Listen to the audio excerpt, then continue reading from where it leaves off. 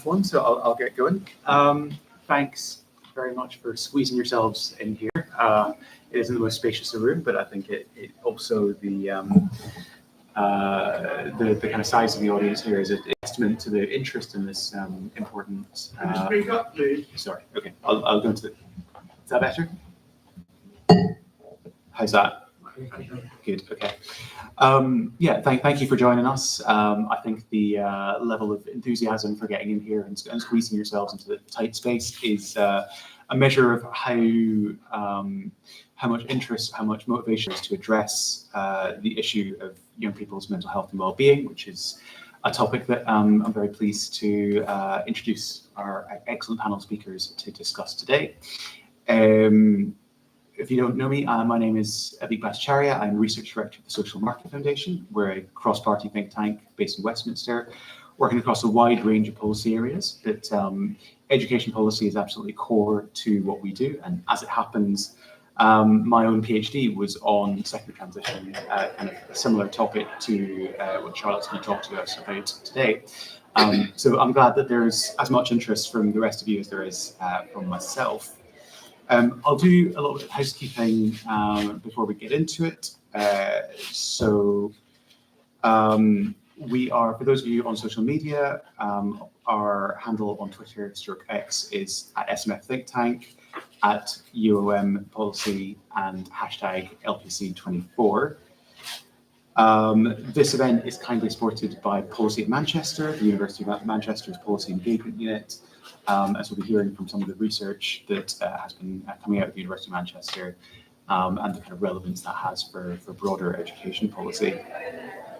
You might be able to spot the camera there in the corner, so do be aware that that is recording going out to the internet live right now. So anything you say can and will be held against you on online purgatory forever. And we're not expecting any fire drills, but if there is a fire alarm, follow the guy on the green sign running away, because he seems like he knows what to do. So yeah, without further ado, let's get into our broad topic about the relationship to education policy, children's wellbeing and mental health. And to kick us off, I'm going to turn to Dr. Lade Smith, who is President of the Royal College of Psychiatrists and a consultant psychiatrist at the South London and Maudsley NHS Foundation Trust. Okay, so thanks everyone, and thank you for coming. I have to tell you this, that the panel are going to talk about the impact of mental health problems on children's education. I am going to tell you that long before that child arrives at school, we already know who is going to have the problem. And the children who are more likely to have issues are those who have adverse childhood experiences. So adverse childhood experiences are physical, emotional, sexual abuse, but also emotional. And actually even things like witnessing violence in the household. Those children are the people who are going to have alcohol problems later on in life. They will have much more likely to have mental health problems, common mental disorders such as depression, but also severe mental disorders such as psychosis. These are the children who are more likely to end up in prison. They are more likely to smoke at an early age. They're more likely to have a teenage pregnancy. 40% of teenage pregnancies are children who've had 4 or more adverse childhood experiences. These are the children who are also more likely to develop diabetes, cardiovascular disease, and die early. They are the children who will become adults who have a lot of the problems in our society. But there's a socioeconomic aspect to this. If you are from a lower socioeconomic background, then you're 4 times more likely to have ACEs, adverse experiences. So by the time you come to school, we know who you are, actually. We already know who you are. But what tends to happen is that children who start to have problems at school get noticed. Look at this kid, look at this bad child. And the child somehow, depending on who they are, will eventually become criminalised. And they get shunted off into the criminal justice system. And everyone watches them at every stage. Key stage 1, key stage 2. They don't get to key stage 3, actually, because they get moved off the pupil referral unit and then to youth offending. These are also the same people, the exact same people who end up in my services. And I'm a forensic psychiatrist. These are the people who end up in secure care. And yet we know that because there's someone who's born to parents who fight with each other or other people, because they're born to a parent who has a substance use disorder, we know who they are even before they are born. We should be providing services that sound these children, because we can support them. Most mental health problems arise before the age of 25, 75% before the age of 25, 50% before the age of 14. Unlike physical disorders, if you intervene early, especially in the 0 to 5 years, you can prevent these mental health conditions completely, or if you intervene early, you can prevent these children becoming adults with chronic relapsing remitting disorder. Do children need to go through school not being supported? No. We need early intervention. We need it throughout the child's life. School is a place where you can identify the issues, identify them before, make sure the care and the services are in schools. Thanks, Lade. I'm now going to turn to Dr. Charlotte Bagnall, who is lecturer in the Psychology of Education at the Manchester Institute of Education, University of Manchester. She's going to tell us a bit about some of the research she's been doing on secondary transition. Thank you, and thank you everyone for coming to this panel discussion.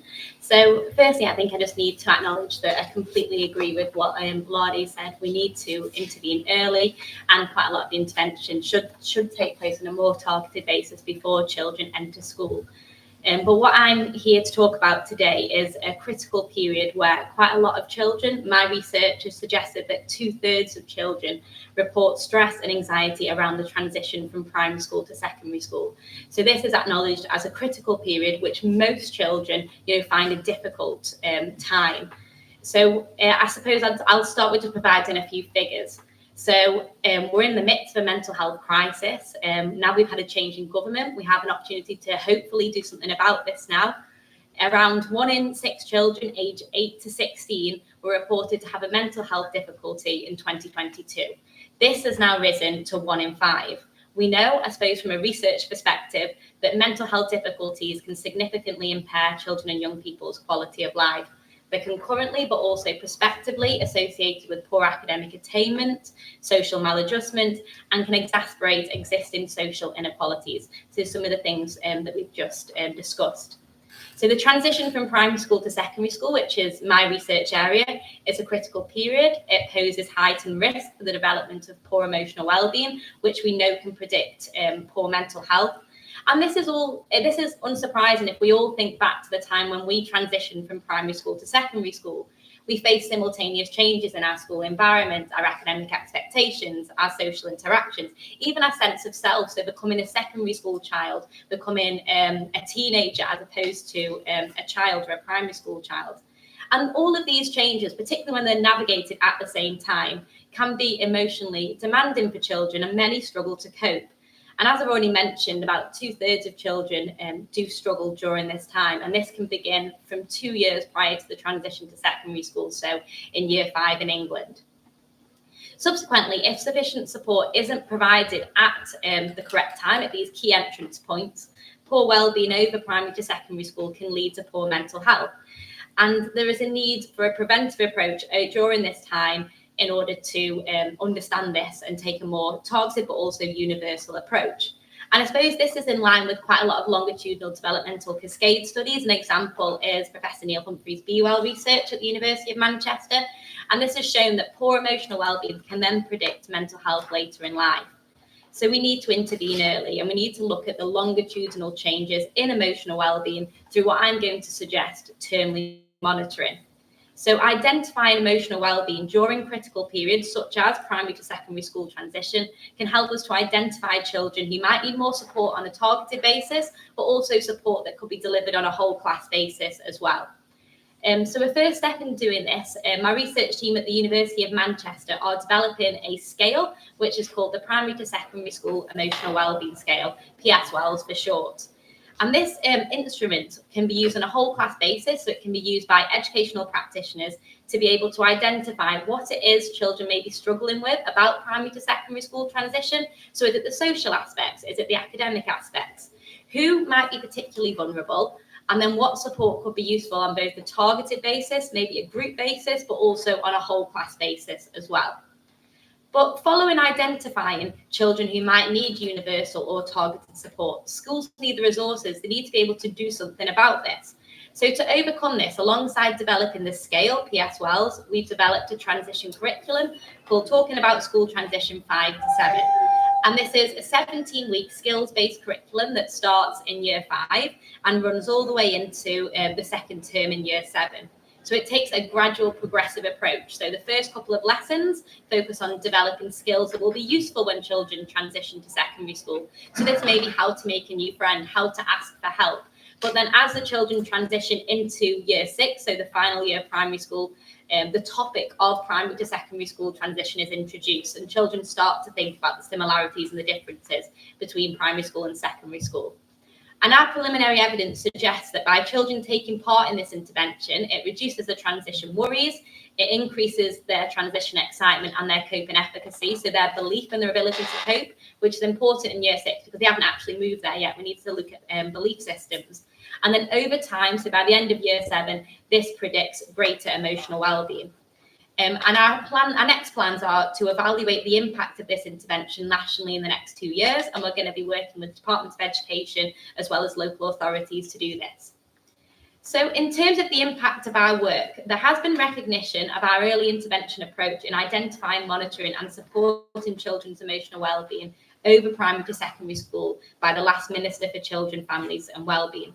But now we have a new government, we'd like to make some further national and international progress.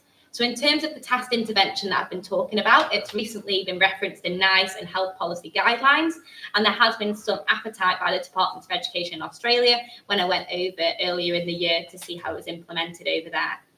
However, now that we have a new government, we need to continue pushing education to advocate for more research-informed transition approaches, such as tasked, in order to support what is 750,000 pupils who start secondary school annually each year. If we know that 2/3 of those children are going to struggle, the scale and importance of supporting children's emotional wellbeing cannot be overstated. And if we don't intervene during this critical period, the alarming rates of mental health are likely to rise. So I suggest that we need to take, I suppose, an approach sooner rather than later. Thanks, Charlotte. I'm now going to turn to Jess Asato, who is MP for Lowestoft, but before that was Head of Policy and Public Affairs at the children's charity Bernardo's, and so has a lot to contribute and lots of experience around children's health and wellbeing. Thank you ever so much, and also a former researcher for the Social Market Foundation, so it's a lovely full circle that I've come to today. It'll be completely no surprise to anyone here that we are in the middle of a crisis in children's mental health. We've heard the figures already. 1 in 5 young people have a probable mental health disorder, which rises to 1 in 4 for those aged 17 to 19. 96% of young people report that their mental health has negatively impacted their schoolwork. And frankly, the last government just didn't do enough to address this. NHS data from this year shows that the average wait time for children and young people to access mental health support is 187 days. And beneath that headline data, we also see what we see elsewhere in healthcare and beyond, real inequality. Those growing up in disadvantaged postcodes are being handed worse health provision and outcomes. For children just down the road in St Helens, the average wait time is 444 days. For those in North East Essex, it's 27. We're not catching poor mental health early enough and in the place where it matters, schools. 62% of young people have said that they receive no support from school for their mental health. And too often we punish children for the symptoms of their poor mental health rather than support them. As Lade said, the root causes of mental health issues are often linked to childhood trauma. Left unaddressed, children grow up into adults whose lives are blighted. While schools do, of course, have a duty of care, there is no statutory responsibility to provide mental health support or counselling within the school environment. And yet this is where many of our children go. Early support is essential to tackling the crisis, given the fact, as we heard, half of all mental health issues are established by the age of 14. Schools are therefore key to delivering it. With regards to preventing escalation in young people's poor mental health, rather than the more reactive work, I think that Charlotte has made a really good case for better support through transitions in children's lives, and in particular, a better handover between primary and secondary education, especially for students who have special educational needs and disabilities. When it comes to mental health support in schools, 76% of children want more of it, 73% of parents believe more funding should be made available for it, and 72% of practitioners believe that expanding it would have a positive impact on students. When I was at Barnardo's, we really stressed the importance of mental health support teams that work across 10 to 20 schools and colleges to help develop a whole school approach to mental health, tying in key local support. From our research, we found that what children really valued about MHSTs was the fact that they provided a constant source of support, rather than what we see as more sort of limited sort of 12-week programmes. Last year, Barnardo's recommended that every school and college should be covered by an MHST, and that every MHST should also have a school counsellor, a model known as MHST Plus. As it stands, under the previous government plans, we're forecast to have 607 MHSTs by March 2025, which will only reach about 54% of students, a real postcode lottery. Targeting poor mental health early in life not only improves positive outcomes, it also saves the exchequer money. The Barnardo's research found that for every £1 invested in MHSTs, there is a predicted return of £1.90 through improved educational and employment outcomes and reduced future health and emergency service needs. Now, we recognise that every organisation and government department makes the same case to the Treasury, that their spending is more of an investment that yields returns than an outgoing, returns in productivity and tax receipts in money saved down the line. All governments are faced with the perennial challenge of having too much to do, too little to do with it, and in too short a space of time. And our current financial situation at the moment presents particular issues. But I've been really encouraged by what the Prime Minister, the Health Secretary, the Education Secretary, and we hope Catherine will say on this issue. This is a government that clearly takes mental health very seriously, and as seriously as physical health. And I'm proud to have stood on a manifesto that pledged to recruit an additional 8,500 new mental health staff over the course of this Parliament, as well as putting a mental health professional in every school. Finally, I just wanted to say that I think there's some really good shifts as well in terms of the government's review of the curriculum, because this isn't all about just supporting mental health, either in terms of early intervention, prevention, or when problems occur, but making sure that we can broaden children's focus into more creative subjects alongside the all-important maths, English, and so forth. So sports, drama, art, or music can also help to address mental health issues, enabling children to develop their talents and resilience. Look forward to the conversation. Thank you. Thanks, Jess. And now we turn to the lady who's responsible for all this, Catherine McKinnell, Minister for School Standards. Thank you. Thank you very much for organising this event today and for the really excellent contributions that have been made so far. I think there is an agreement here that we have a significant problem, and it is one, as Jess said, that the Labour government absolutely recognises and wants to address, but also that we recognise is a key barrier to achieving our aim of breaking down those barriers to opportunity for all. And we know that far too many children are on waiting lists for mental health treatment, 500,000 children, and they're just waiting for the support they need. And all of that time, those children may well be missing out on school, may well be missing out on their education, but also their social development and their ability to socialise with other children and really build the life that they are living and also the future that lies ahead. And we know that prevention and early intervention is key. I absolutely agree with that. We know that around half of adult mental ill health originates before the age of 14. So a child's experiences in their childhood is obviously pivotal to the rest of their life. And we know the previous government did launch an initiative to offer all schools and colleges grants to train senior mental health leads, but we are very clear that we want this government to go further. And we're working on delivering our manifesto commitment to provide access to specialist mental health professionals in every school, and it will ensure that the right support is available to every young person who needs it in an environment that they can access it in. And the approach also has to extend to the communities in which young people live, if that is where they want and need to access that support. So that's why we are putting in the new Young Futures Hubs, so that young people can have access to mental health support either in their community or their school, where it best meets their need. But we know that this is only one part of the puzzle, that we do need, as Jess quite rightly pointed out, we need to look at our curriculum. We need to look at the way young people are assessed. We need to look at the whole educational journey from age 5 to 16, and make sure that we have not only an education system that gives really strong foundations to every child in English, in reading, in writing, in maths, but also that there is room and space to do the things that children can find joy and success in, that they can broaden and enrich their educational experience. And so we've set in train a curriculum and assessment review. It will take time. This is not something that happens overnight. It will need really careful thought. We're really keen to not just change everything.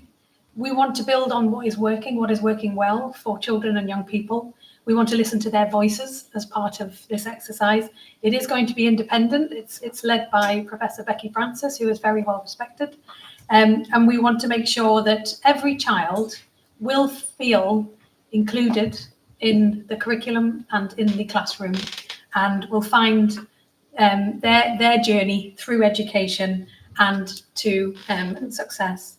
And so I really look forward to this discussion that we're going to have on mental health and well-being. And I think the key issue here is that we do recognise that this is a significant challenge, and that having good mental health is key to accessing opportunities. And that is what we are focused as a government. It's our mission to break down those barriers to opportunity. And that means making sure that every child has the support they need to live healthy lives. Thanks, Catherine. So I'll go to the audience in a moment, but I'm going to abuse my chair's privilege and ask a couple of questions of the panel before we get into that. I'd like to start by just asking about, I think there's kind of agreement on the panel that mental health should be a kind of priority for schools. I'd like to start by asking about what does this mean about our conceptualization of schools? So, Catherine, your job title is Minister for School Standards. What's the relationship between school standards and mental health and well-being? And is this kind of specific to, is kind of expanding into mental health? Is mental health kind of so core that it's distinct from all the other demands that are made of schools around things like financial education or debt advice or legal advice or physical health? There's a range of other things, or is this kind of a step towards reconceptualizing schools as a front door to the welfare state? That's a big question. Is that for me? Yeah. Well, for everybody, but I'll start with you. No, I mean, because I have to say, I am really keen to hear this discussion today as much as to contribute to it. Because, you know, as I've set out, there are a range of manifesto pledges that we are looking to implement in government. And these are, I mean, when you talk about prioritisation, that is the biggest challenge, is that there are so many priorities that we are wanting to get on with. But for us, so, you know, my job title is Minister for School Standards, and that may invoke, you know, that we want high and rising standards in every school and for every child. But that is very, that is fundamentally linked with a child's health and well-being. And we know that a child's earliest years are really important to whatever outcomes they may arrive at the end of their school journey. So that is why the curriculum and assessment review is taking such a long look at the whole journey of a child through their school years. Obviously, that doesn't mean we're not focused on the very early years as well, because we are. That's in you know, my colleagues' remit. But if you can't just look at outcomes at 16 at GCSE and make a decision based on what you can tweak at that end. Really, it has to be a whole journey for every child, and I think it's one of the things that we've seen over, and there are lots of things to look at and to build on within our education system. I'm not by any means saying it all needs scrapped. Quite the contrary, we want to evolve, we want to build on what's working, and we want to strengthen where we see there are gaps. And I think for us, that does mean that the curriculum has become quite squeezed and constrained, and those opportunities for sport, for art, for drama, for music, but also for contemplation as well, of going into depth on subjects. And we know that young people need to leave school and have an experience, and it's not just about when they leave. That's that's the end point, but actually their school is their childhood, the time that they're in school, and it's such a huge part of their childhood that it has to be for every child. I think we have to create that community, that sense of belonging in a school that is so fundamental to well-being. So that means we need to look at the whole experience of being at school and make sure that we have that space within the curriculum to do the things that not only build a child's knowledge, which is really important so that they have that foundation, but also a child's understanding of the world, a child's understanding of themselves, of relationships, of the ability of the information that they're being bombarded with from a digital perspective for a lot of young people, to be able to discern what is fact from opinion, and teach those skills for life as much as knowledge that they can build and use those skills to take further into life. So one of the most harrowing statistics for me, and I say statistics, I know children are each individual is one of those numbers, but the OECD figures that show well-being of our young people at age 15, and we are some of the most unhappy in the world at age 15. And that to me is fundamental, that we change that and that we give children that rewarding sense of belonging and development at school. And we do, and I think for each child that journey will be different. And so we need to make sure there is space within the curriculum, within our assessment system, within our school system, to be able to develop that for every child. Jess, when you were at Bernardo's, it must have been quite tempting, because you've got schools, you've got these institutions for all your policy asks, for all the things that you want for children and families, to kind of stuff them in there. So how do you prioritise, or what's your vision of what schools ought to be? Well, look, fundamentally, things like mental health support teams are there to support. They are professionals who get the right training to be able to take a referral from a teacher, and actually it's liberating. We can't ask teachers to do all the jobs. I know many teachers, and I think they do feel very much at the moment that they have to do, the teaching, but also they are the counsellor, they are the welfare officer, and so forth. So actually, this is about making sure that if teachers are trained to identify, they actually know that they have somebody they can rely on to refer into, and actually that helps teachers. Most teachers will be able to know the students who are struggling, but it's awful if they identify, but there's nothing that they can do, and all they can do is wait and see that child decline. So that's why I think having that support in school is so important. And I think it's important we don't get into a false debate about, aren't you just putting too much into schools? The fact is actually some of this is about liberating teachers to get on with that day job. It's safe in the knowledge that the children that they are teaching are getting the support that they need. And then finally, I just wanted to say something about social prescribing, because actually there's been quite a lot of work done on adult social prescribing. Social prescribing for children and people in terms of mental health support is really building. And I think there's a really interesting space there where schools can then refer into community-based social prescribing schemes that then help those children. Sometimes they might take a day out of school, for example, to go and work with horses, which may be their passion, or whatever it is that is a sort of gateway to better mental health. So I think there's a range of things out there that aren't about necessarily putting things all on schools, but actually school is a very important referral point for services that are outside as well. Thanks.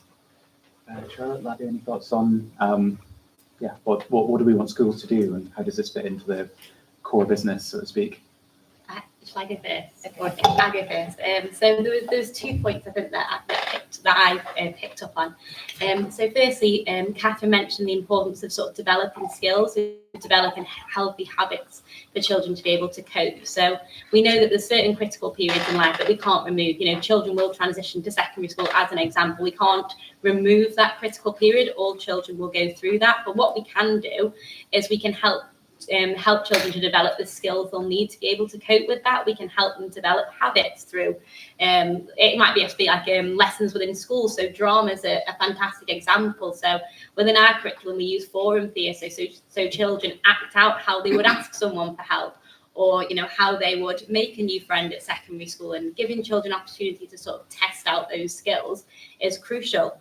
Another point that was picked up by Jess is about the importance of sort of nested support teams. So it's great providing schools and practitioners with resources to be able to monitor and identify children who might be struggling or might show signs of poor emotional well-being, but then they need services to be able to refer that child onto. We need it all joined up. So I think it's a case of we need to work with lots of different organisations. It's not just the school, but we need sort of partners as well.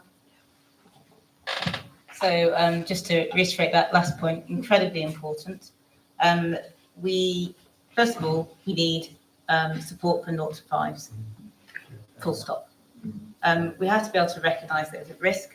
And actually, there was something in place before, Sure Start, and there are some lucky places across the country that still have it. That needs to be brought back with full force. It was fantastic. It was a fantastic resource, and we ought to be, the government needs to be saying, right, we're going to do this again, and we're going to do it well. And then when kids go to school, remembering that some kids don't go to school more and more now, but and if they don't go to school, then that's a bit of a red flag. Why aren't they going to school? We need to be looking at that carefully. When they do get to school, we don't want the teachers, as everyone has said, we don't want the teachers to have to be the mental health professionals. We don't need them to be the mental health professionals. We just need them to do what they do now, which is to identify who are the difficult kids, because they're the at-risk kids. And what we do need, as Charlotte has just said, is good, seamless support and enough resourced mental health professionals. So people in schools who are trained, who know how to signpost to the CAMS services, the Child and Adolescent Mental Health Services, so that those who really do need support because they are the kids who are ill get the support quickly and early, and those who might be at risk of becoming ill are supported in school. In the curricula, what we would like to see is mental health support throughout the curricula, mental health literacy. So you can do it in so many creative ways, through drama lessons, through English lessons, something that needs to be supported, not in a kind of, right now you're going to have your mental health literacy class. It's going to be throughout the curricula. Where is it that mental health might be needed? It's almost like a mental health impact assessment across the curricula. Where can you support it? Where can you help people understand it and recognise it? Because actually a lot of mental health support that people get is from the people around them. And I'm sure any of you who've got teenage children will know that your teenage children are supporting other teenage children who they know who are thinking about, harming themselves, or, really, really sad, or not eating properly, and so on. And that's what we keep getting, actually. So, the work can be done with the resources that we currently have. And just to add to Charlotte's point about transition, again, my other half's a teacher. And having spoken to Charlotte, because I was a bit skeptical, I don't know if teachers are going to be happy about doing this extra work. He's such an old curmudgeonly old kind of, not more work. But you know what he said about the transition work? He said, actually, that's really sensible, that would be a really good idea. And that's someone on the ground. So if it's something that's going to free up the work that people are doing, if it's going to support them to provide better learning to the children, then the teachers will do it, but we don't need them to be mental health professionals. Great.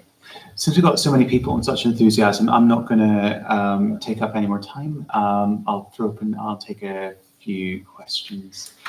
Yes, Lydia. Hi, I'm Stephanie Woodrow. I work for Impact on Urban Health. So we're a funder and we focus on Lambeth and Southwark.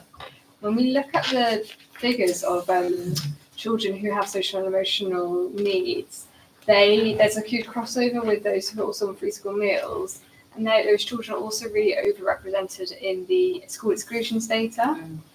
And so are black boys, and there's also crossover with free school meals and black boys in Lambeth and Southwark. So I'm interested in what a school system looks like, which is actually inclusive of those children, and what we need to be doing about school exclusions.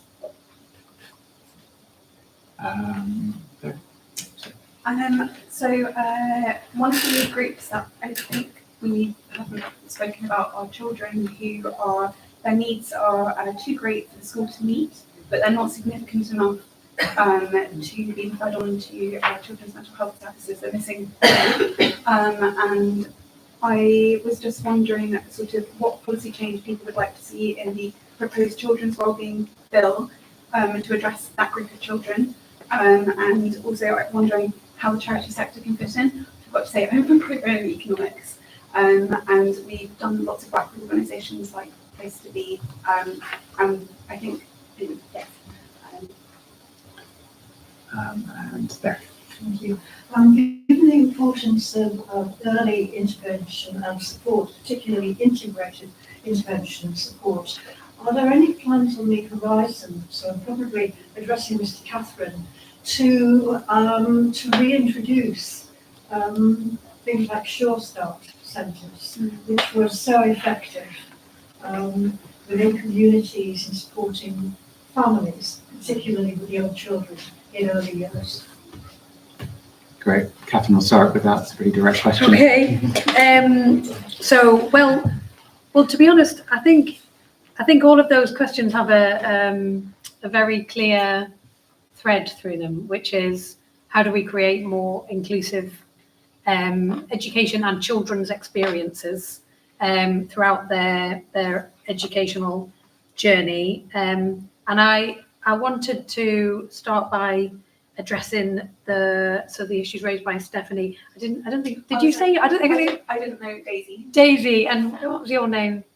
Maria. Sorry, I think nobody actually said their names. Because I think we recognise, and you said it almost in a sense that I realised. Sorry, people here. That you said it almost in a sense of that is normalised, that a school can't meet a child's need and doesn't necessarily. No, I'm not inferring that you think that or that it's right. But actually, one of the things that we have done very early on in creating my role within the Department for Education in the ministerial team is to put special educational needs back into the schools group and to combine the two because they were separated out as sort of part of the children's brief, and schools were separate, because we recognise that actually having an inclusive education system of all children, and I said at the beginning, we want to break down the barriers to opportunity for every child, and that includes children with special educational needs and disabilities, and a large proportion of those do include, as you highlighted, children with social, emotional and mental health challenges, and we want to see schools be able to serve all the children in their community. Obviously, there are some children that will have such highly complex needs that they will require a specialist school setting. But actually, there are a vast majority of children that should be within a mainstream school setting and included within a mainstream school setting, and that's really important that we create that school system that does serve the needs of all the children that are in their care, but in their community, and should be in their care as part of the school system. So, I mean, that's just a fundamental premise that we're approaching this. And I think there are a whole variety of things that need to change to make that a reality, because that is not currently the reality. There are, many children that are told, families that are told that they can't be accommodated, their needs can't be accommodated.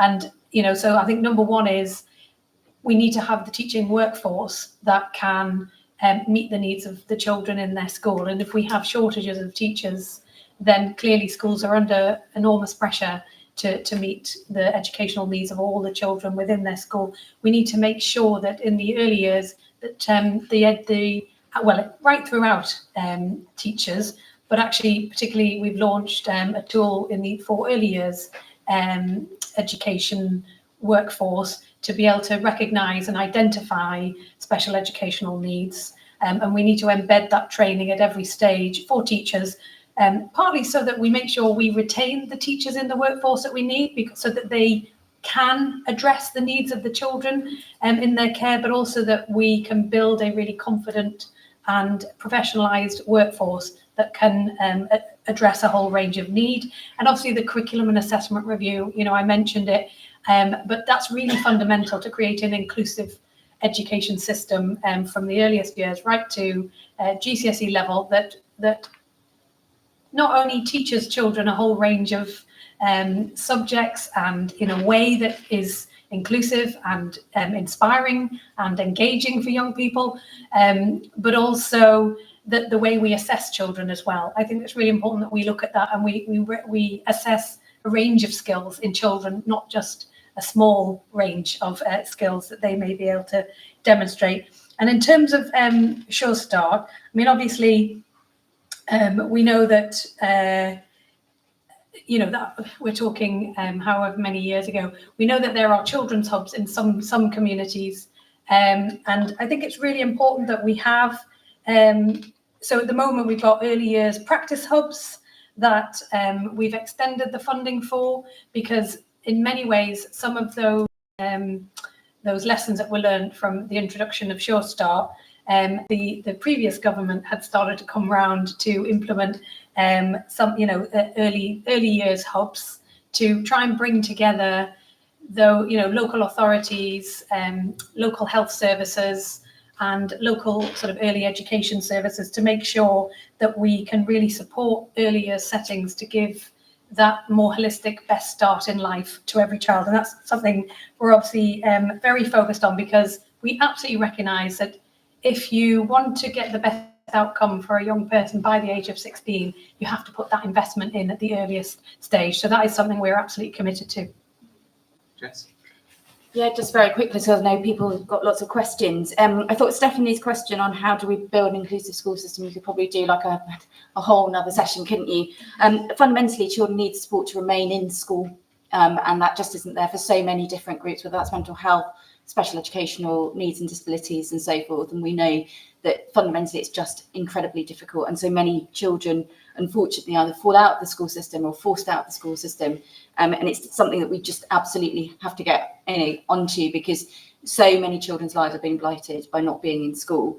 I did want to take a little issue, though, with what Lade said about spotting the difficult children, because actually not all children who have mental health needs or who have childhood trauma are difficult. And I was really reminded of something that David Challen, who's the son of Sally Challen, who was a victim of domestic abuse and wrongly convicted, said, was that actually he and his brother were model children. They were not spotted by anybody as teachers, because they were expected to perform to such high standards as part of the coercive and controlling environment they grew up in. So actually I think it's important that we don't always just think that these children are difficult, because sometimes actually it's about teachers spotting the things that may be different in children, and then that leads to an important conversation.